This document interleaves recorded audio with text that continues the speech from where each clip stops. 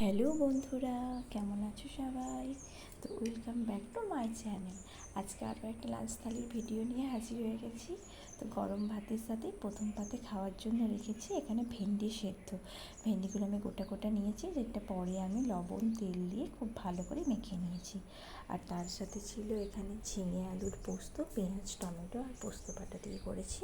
সাথে কাঁচা লঙ্কাও ছিল, ঝিঙে আলুর পোস্ত। আর নিয়েছি পেঁয়াজ রসুন আর লঙ্কা দিয়ে সুজনি শাক ভাজা। আর এই গরমের দিনে টকের ডাল খেতে খুব ভালো লাগে। আর এখন যেহেতু প্রায় সব আমি পেকে গেছে, তাই কিছুটা পাকা আম দিয়ে আমি টকের ডাল করেছি। পাকা আম দিয়ে মুসুরির ডাল করেছি, বেশ পাতলা করে করেছি। আর ডালটা আমি এক বাটি নিয়েছি, বেশ অনেকটাই নিয়েছি। তো টকের ডাল ছিল, আর তার সাথে নিয়েছি এখানে একটা গোটা ডিম সেদ্ধ। তো আজকের লাঞ্চ থালিটা এতটুকুই। তোমাদের কেমন লাগলো কমেন্ট করে জানিও, আর ভালো লাগলে অবশ্যই সাবস্ক্রাইব করে দিও। আজকের মতো